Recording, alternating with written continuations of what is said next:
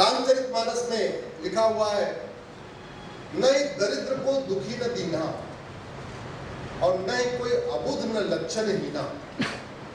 तुलसीदास जी लिखते हैं। और एक नारी व्रत आगे लिखा हुआ है, भगवान राम ने सबके लिए एक नारी वाला व्रत रखा। सब लोग एक पति एक पत्नी का नियम पालन करें। उसी में और आगे लिखा हुआ है, दुई सुत सीता सुंदर जाए। भगवान राम ने उसमें 2 चाइल्ड पॉलिसी लागू किया, सबके 2-2 बच्चे होंगे, हम 2 हमारे 2 सब लोग फॉलो करेंगे। और खुद चारों भाइयों ने भी पालन किया। चारों भाइयों ने एक विवाह किया, दूसरा नहीं किया। चारों भाइयों के 2-2 बच्चे हुए, किसी के तीसरा बच्चा नहीं हुआ। रामचरितमानस में इसका वर्णन है, वाल्मीकि जी ने लिखा हुआ है इसमें। तो मेरा यह मानना है कि भारत की अगर गरीबी खत्म करना है, भूखमरी खत्म करना है, कुपोषण खत्म करना है, मिलावटखोरी खत्म करना है, कालाबाजारी खत्म करना है, भारत की 50% समस्याओं का समाधान करना है, तो एक कठोर कानून होना चाहिए, हम 2, हमारे 2, सबके 2।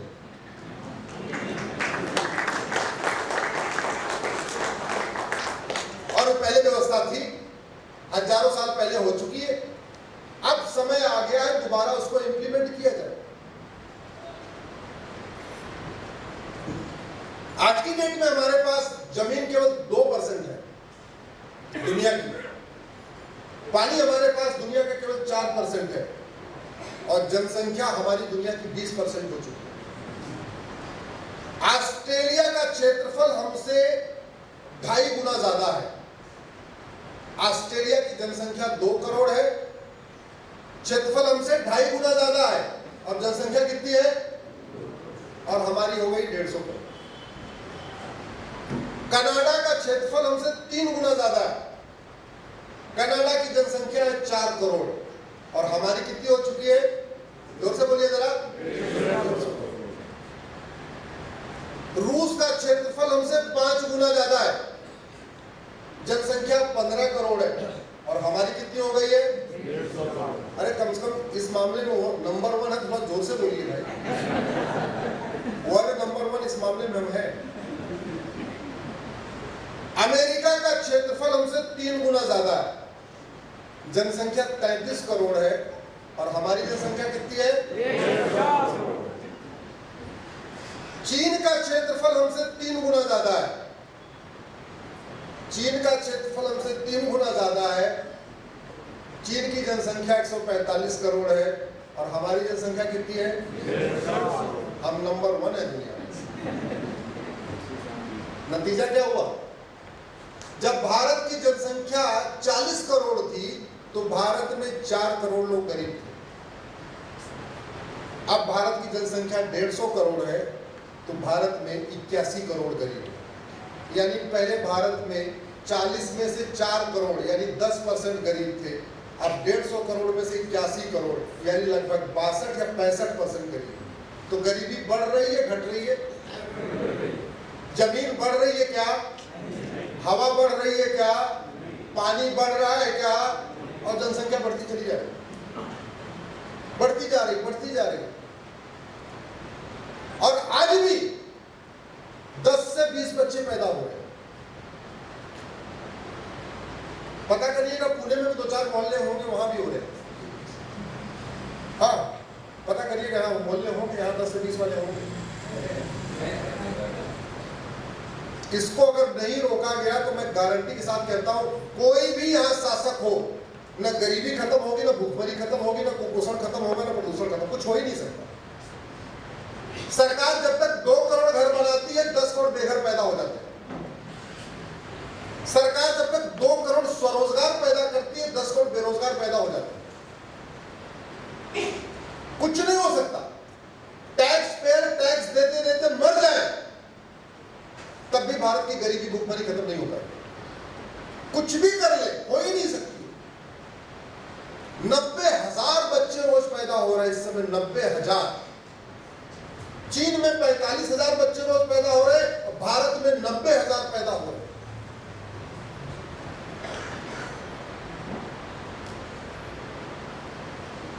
अमेरिका में 3,000 बच्चे पैदा हो रहे हैं, और भारत में 90,000 रोज पैदा हो रहे हैं। रूस में पर डे 1200 बच्चे पैदा हो रहे और भारत में 90,000 पैदा। कुछ भी कर लो कोई फर्क नहीं पड़ता।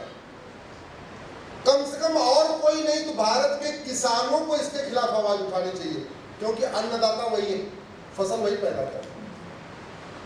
आप यूरिया बढ़ाते जाइए, खाद बढ़ाते जाइए, उसमें केमिकल बढ़ाते जाइए, गेहूं चावल जहर बन जाएगा, तब भी भारत में भूखमरी कम नहीं होगी अगर जनसंख्या नियंत्रण कानून नहीं बना। आप कितना भी इनकम टैक्स दे लीजिए, जीएसटी दे लीजिए, कुछ भी कर लीजिए। मेरी एक और पीआईएल फ्रीबीज के ऊपर चल रही है कि भारत में मुफ्तखोरी बंद होनी चाहिए। आपको पता है भारत में इस समय भारत 2.25 लाख करोड़ के कब्जे में है। 225 लाख करोड़ का कर्जा है भारत के ऊपर। प्रत्येक भारतीय के ऊपर 1.5 लाख का कर्जा है। जितने हम सब बैठे हुए सब 1.5 लाख के कर्जे में, जो बच्चा पैदा हो रहा है वो भी 1.5 लाख के कर्जे में। कुछ भी करने को फर्क ही नहीं पड़ता। तो मेरा यह मानना है कि सबसे पहले एक कठोर जनसंख्या नियंत्रण कानून बनाना चाहिए। और जनसंख्या नियंत्रण कठोर में जानबूझ के शब्द यूज, कठोर का मतलब कठोर, जो हम दो हमारे दो न माने उसकी नागरिकता खत्म करना पड़ेगा, तब जाके कानून लागू हो पाएगा।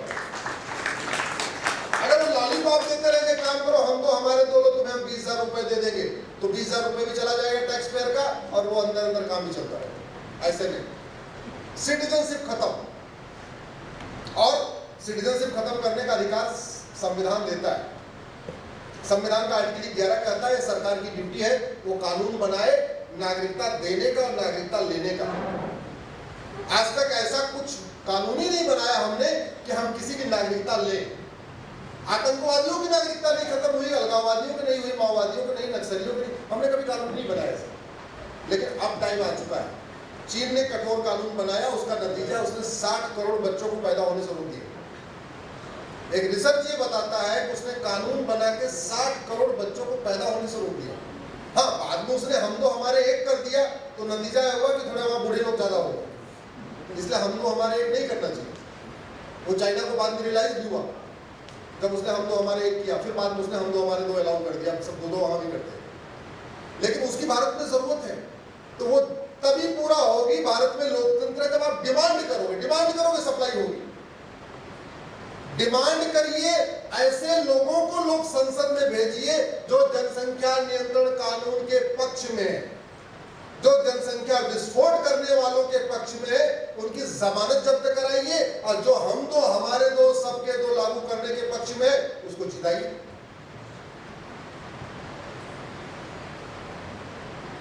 तीसरा ये मेरा मानना है, भारत में अगर हम चाहते हैं कि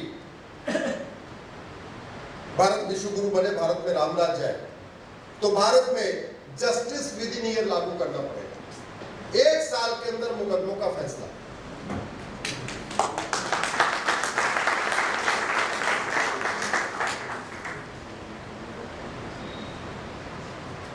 चाणक्य के समय में भारत में जस्टिस विद इन ईयर होता था, विद इन वीक होता था।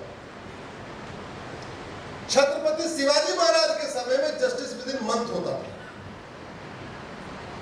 छत्रपति शिवाजी महाराज के समय में जो न्यायिक व्यवस्था है, बहुत अच्छी न्यायिक व्यवस्था है, दुर्भाग्यवश उसको लॉ कॉलेजों में पढ़ाया नहीं जाता। बहुत अच्छा मॉडल था उनका। 1 महीने के अंदर मुकदमे का डिसीजन होना ही होना है। हाँ, कठोर कानून थे, कठोर दंड व्यवस्था थी, मृत्यु दंड भी था, वो सारी व्यवस्था थी और होना भी चाहिए। मृत्यु दंड की व्यवस्था होनी चाहिए। जो आदमी न माने उसको नहीं, जो देशद्रोह करे उसको मृत्यु मिलना ही चाहिए। भारत में ये समय आ चुका है कि भारत में जस्टिस विद इन ईयर लागू कर दे तो सबका कल्याण हो जाएगा, व्यापारियों का सबसे ज्यादा कल्याण होगा। भारत की जो बिजनेस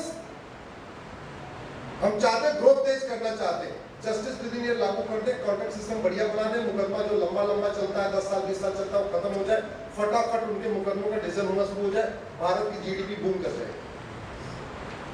लेकिन भारत में जस्टिस विद इन ईयर लागू करने के लिए 2-3 बदलाव करना पड़ेगा। सबसे पहले भारत में one nation one penal code लागू करना पड़ेगा।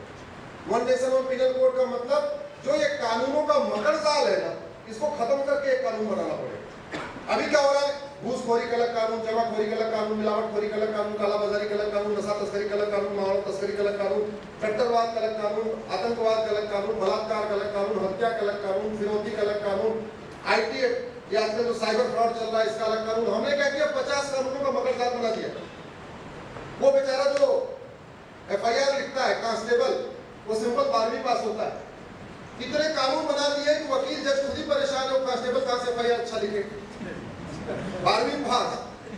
भाई अगर एक किताब हो और उसमें चैप्टर वाइज अपराध हो, चैप्टर 1 घूसखोरी, चैप्टर 2 जमाखोरी, चैप्टर 3 मिलावटखोरी, चैप्टर 4 कालाबाजारी, चैप्टर 5 पत्थरबाजी, चैप्टर 6 घुसपैठ, चैप्टर 7 धर्मांतरण, चैप्टर 8 ये, चैप्टर 9 ये, चैप्टर ऐसे करते चले जाए तो FIR लिखना आसान हो जाएगा। जब भी कोई शिकायत आएगी हो जाएगा, इंडेक्स पे देखेगा, अच्छा ये चैप्टर 1 में कवर हो रहा है, चैप्टर 2 में कवर हो रहा है, चैप्टर 3 में कवर हो रहा है, चैप्टर 4 में कवर हो रहा है, तो फटाफट लिख के धारा लिख देगा। हमने क्या किया, 50 कानून बना दिया। एक बेचारा एक बार ये किताब खोलता, फिर ये किताब खोलता, फिर ये किताब खोलेगा, फिर ये किताब खोलेगा, फिर ये किताब खोलेगा, फिर वो किताब खोलेगा। और कानून तो माशाअल्लाह